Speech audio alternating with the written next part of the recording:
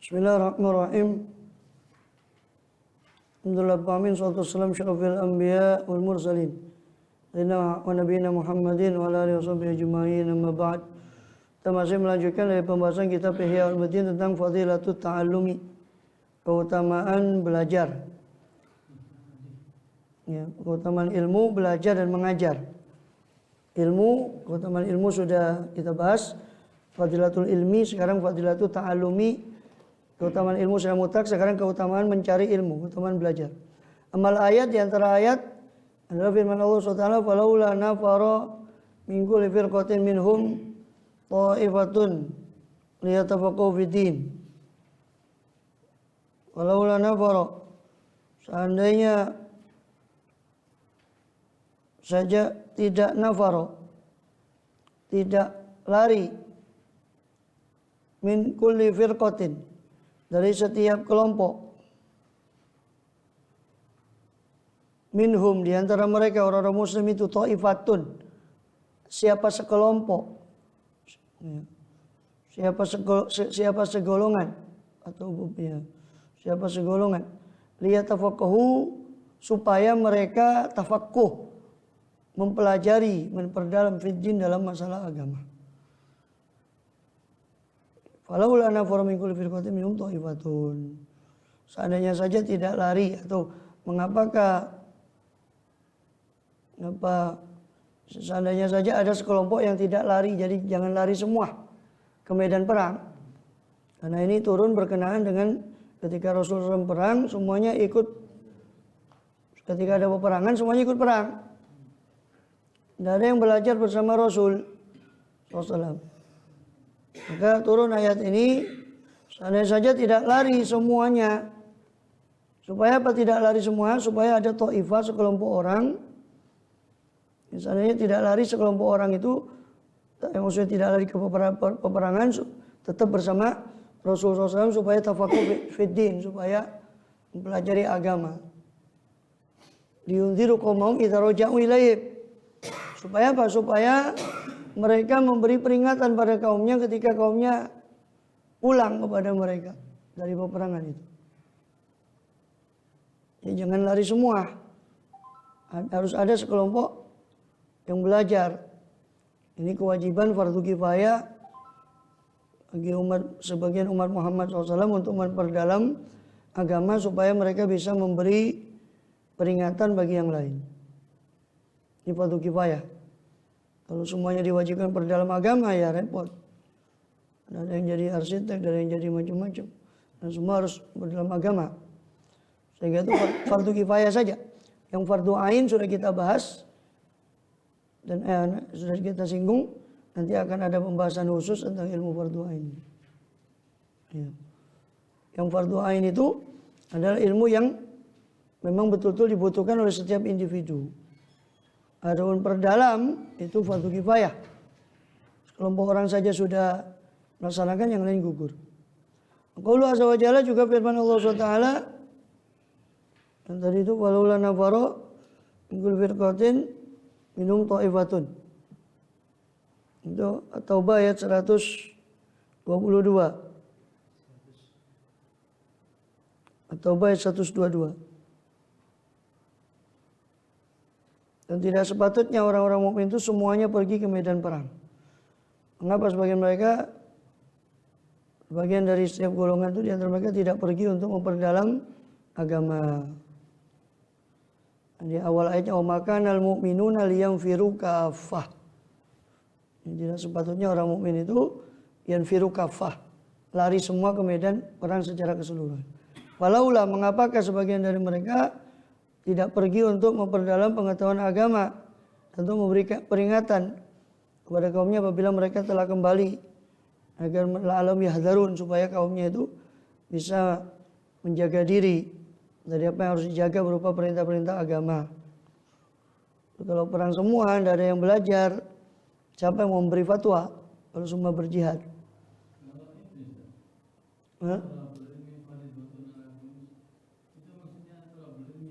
Ya itu tadi yang fardu ain. Yang fardu ain. Ilmu yang wajib bagi setiap individu. Nanti ada penjelajahan sendiri belum kita sampai di situ, nanti dijabarkan. Kalau saya jelaskan sekarang nanti ngulang apa yang nanti akan dipelajari. Tapi saya jawab singkat, yang dimaksud talabul fardhatul muslimin adalah ilmu yang saat ini dibutuhkan. Ya orang tiap muslim tiap hari butuh sholat, ya sudah. Sholat butuh sesuci, ya sudah itu. Itu pun bukan semua sesuci, bukan semua masalah sesuci harus dipelajari. Orang yang kepalanya 2, terus gimana sesucinya yang wajib dibasuh? Itu bukan ilmu yang wajib. Yang wajib itu sekedar yang fardunya wudhu itu apa, syaratnya wudhu itu apa, yang membatalkan wudhu itu apa, itu saja. Bahkan sunnahnya wudhu pun belum wajib dipelajari. Yang wajib cuma wajib-wajibnya saja, syarat, rukun yang membatalkan. Syarat sholat, rukun sholat yang membatalkan sholat, itu saja ilmu fardu ain. Lebih dari itu tidak wajib. Itu yang dimaksud talabul ilmi fardhatun adalah ilmu yang fardu ain. Ilmu yang fardu ain. Yang lain yang lebih dari itu hukumnya fardu kifayah.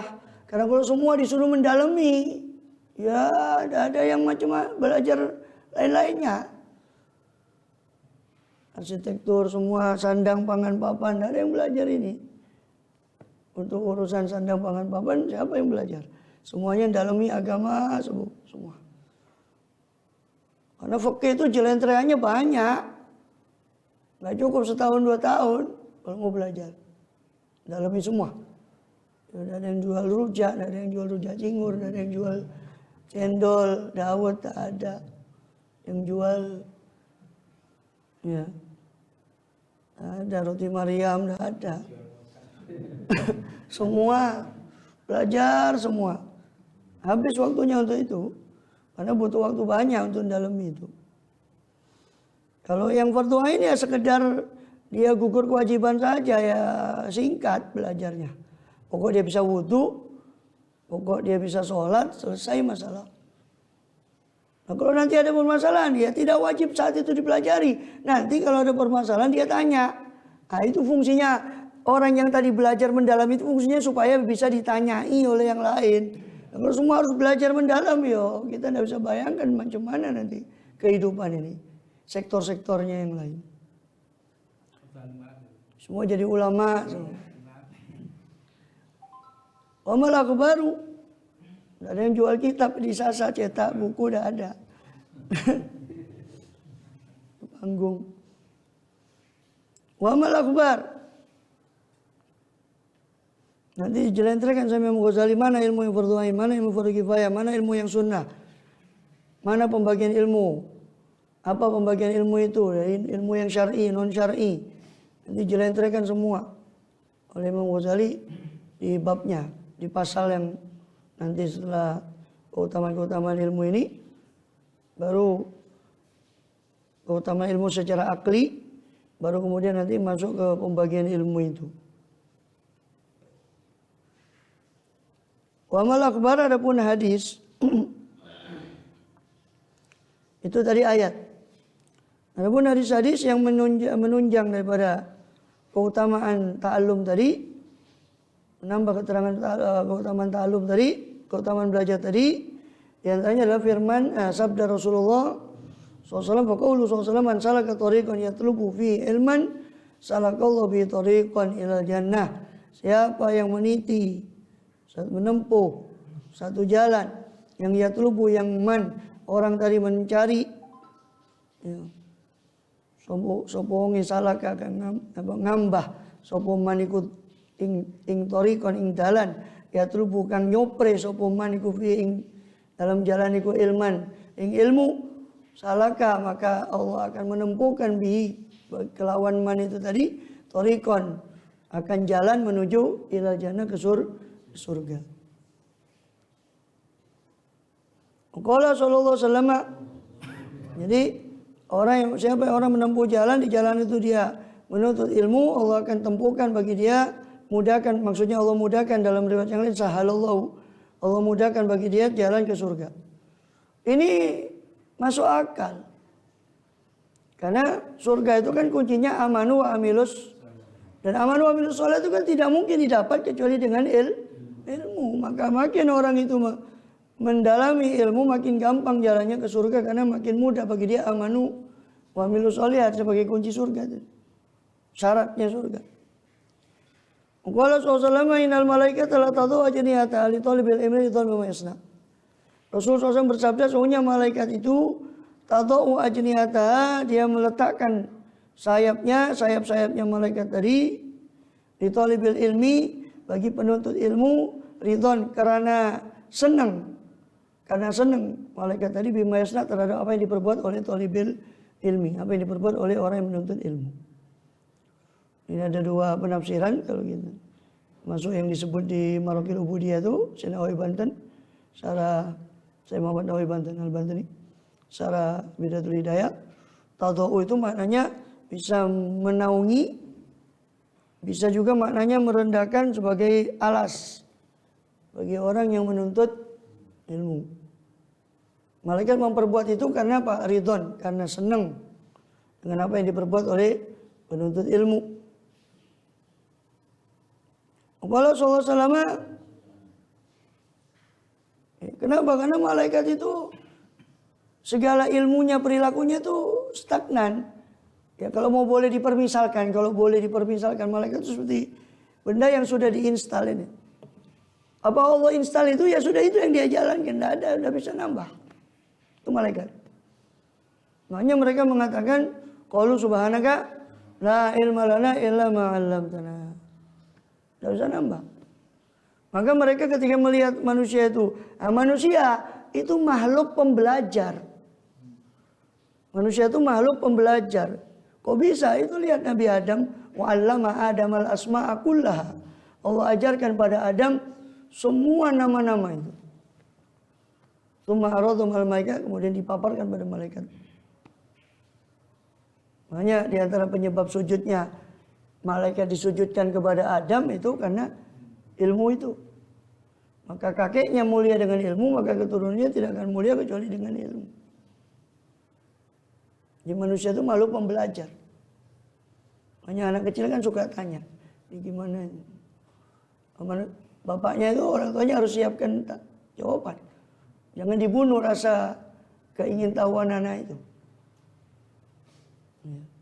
Makanya suka kadang main sesuatu, entah itu tanah atau apa.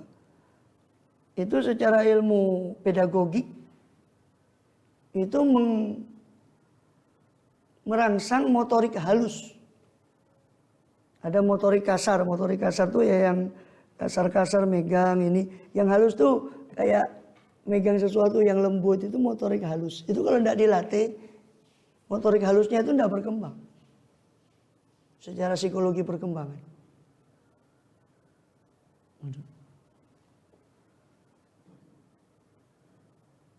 Yaitu cara anak itu menyapa alam yang ada karena dia baru di dunia ini. Itu kadang orang tua tidak tanggap. Dianggapnya anak yang main pasir, main itu. Coba tanya, kalau tidak percaya tanya ke guru PAUD sama guru TK. Coba. Iya betul. Coba. Itu ada manfaatnya anak main. Itu motorik halusnya itu berkembang. Yang penting tidak bahaya gitu aja. Kotor itu ya dicuci. Kotor ini tidak bahaya. Kalau bahaya ke mulutnya macamnya itu. Karena nanti ada di fase perkembangan itu nanti ada fase oral. Segala mau dianukan ke mulut dan sebagainya itu. Anak. Allah alam. Secara psikologi perkembangan. Kemudian apa lagi?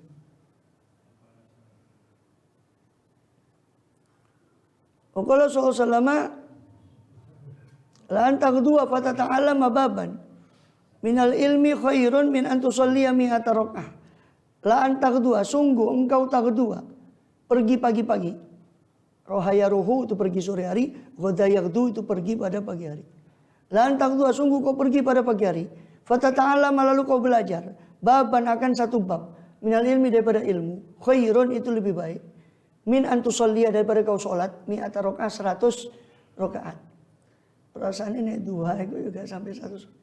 Sing 8 rakaat orang kecanda, nomor 100 rakaat. Yang 108 rakaat lu dah. Tidak kecanda. Apalagi 100 rakaat. Nah, itu duduk di majelis ilmu pagi hari itu lebih baik daripada, bukan sama, lebih baik daripada sholat 100 rakaat. Nanti ada riwayat yang lain dari Abu Darda, lebih baik daripada 1000 rakaat sholat, lebih baik daripada 1000 orang sakit menjemur, lebih baik daripada 1000 mengantarkan 1000 jenazah. Itu nanti ada riwayat Abu Dar. Qala sallallahu alaihi wasallam, Rasulullah SAW bersabda, babun minal ilmi ta'alamu rajul khairun minad dunya ma fiha. Satu bab, kata Rasul SAW, satu bab daripada ilmu ya ta'alamu yang mempelajari akan bab itu tadi, siapa rajul, seseorang, khairun, itu lebih baik lahu bagi orang itu daripada dunia dan seisinya. Satu bab yang dipelajari dari ilmu, ini pengetahuan apapun ya, ilmu secara umum, karena semua ilmu itu insya Allah bermanfaat pada bidangnya masing-masing. Dan manusia itu, kata ulama, an-nasu a'da'u ma jahil. Manusia itu musuh bagi sesuatu yang tidak dia tahu. Maka makin banyak pengetahuan, luas pengetahuan seorang, hatinya akan legawa karena luas pengetahuannya. Tapi ketika dia tidak tahu sesuatu, apa yang dia tidak tahu itu akan menjadi musuh bagi dia. An-nasu a'da'u ma jahil. Manusia itu musuh dari apa yang dia tidak ketahui. Kalau SAW, maka tuntutlah semua ilmu, tapi dimulai dari ilmu yang fardu ain. Makanya nanti akan dijelaskan oleh Imam Ghazali rumpun ilmu. Ini kalau dalam SKS sama dengan mata kuliah filsafat ilmu nanti ini. Mata kuliah filsafat ilmu. Bagaimana cakupan ilmu itu? Rumpun ilmu itu menurut Imam Ghazali. Tapi sayangnya dalam Universitas Islam tidak ada yang ngutip ini masalahnya. Nggak tahu filsafat ilmunya kok malah ngutip dari Cina, yang dari Barat. Kayak Islam itu tidak pernah bahas masalah filsafat ilmu. Qala sallallahu alaihi wasallam, Rasulullah SAW bersabda, talabul ilmi fardhatun ala kulli muslim. Mencari ilmu itu fardu atas setiap muslim. Ini nanti akan dijelaskan secara khusus makna talabul ilmi fardhah.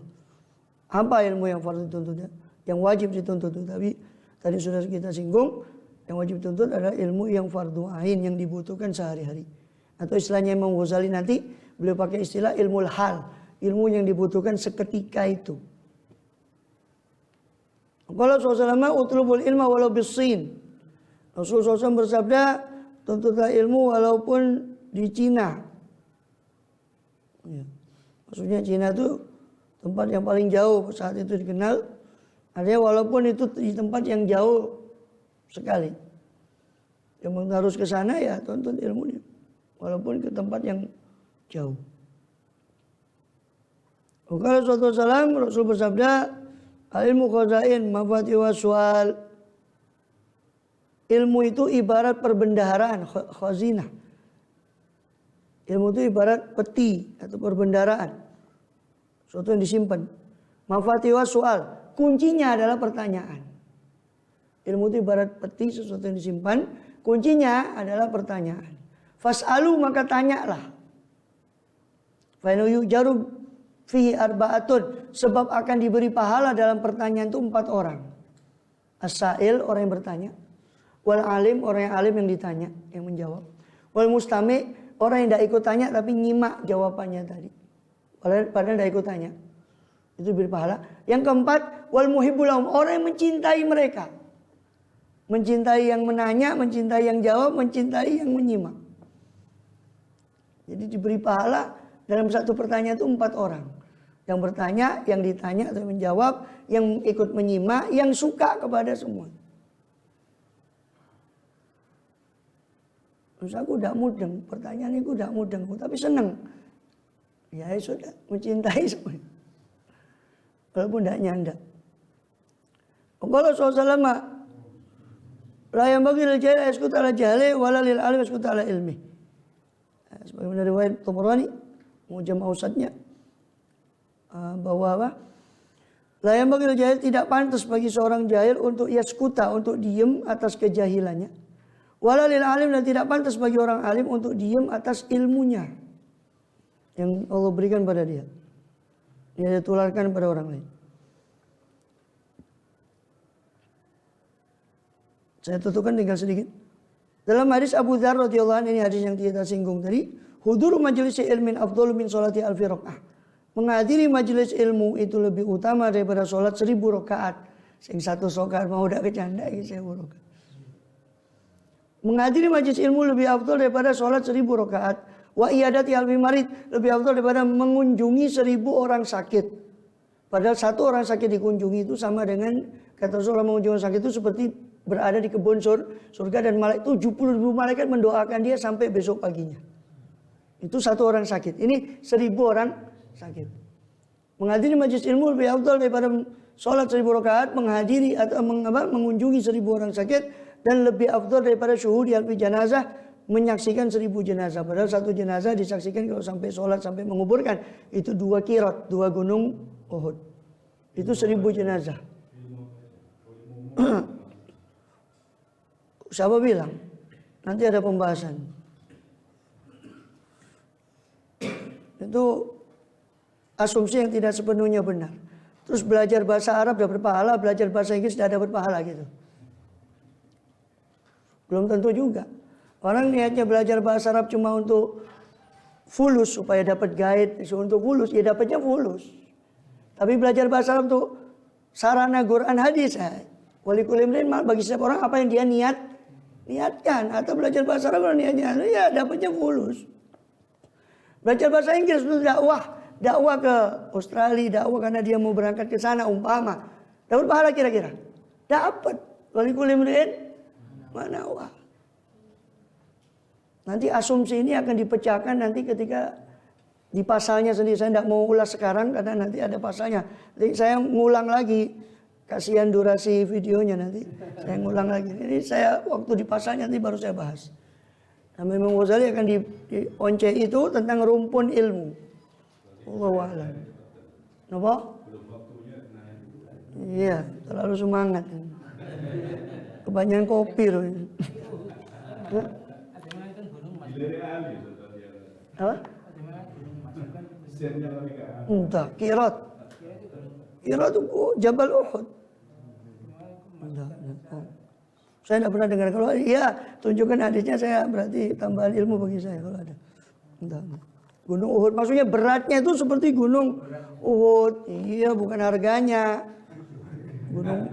Gunung emas itu kan hadisnya hubungannya dengan gunung emas itu Rasulullah SAW. Kalau seandainya ya Muhammad, seandainya kau mau, Tuhanmu sudah menjanjikan Uhud ini dijadikan emas. Nah, itulah, itu gabungannya sama itu. Bukan gunung emas. Al-Qirat mithlu Uhud, itu hadisnya di Bukhari. Beratnya satu Qirat itu seperti beratnya gunung. Qirat itu berat, bobot. Qirat itu ukuran berat.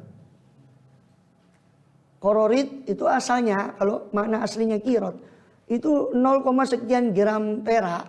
Qirat itu tidak sampai 1 gram. Kalau tidak keliru sudah sampai 1 gram perak aslinya. Makanya Rasul menjelaskan Qiratoni kulu qiratin mithlu Uhud. Dijelaskan lagi Rasul supaya orang tidak salah paham. Kok dapat 2 qirat kok sedikit? Setiap qiratnya seperti Uhud bobotnya. Itu maksud hadisnya SAW di Bukhari. Allahu a'lam.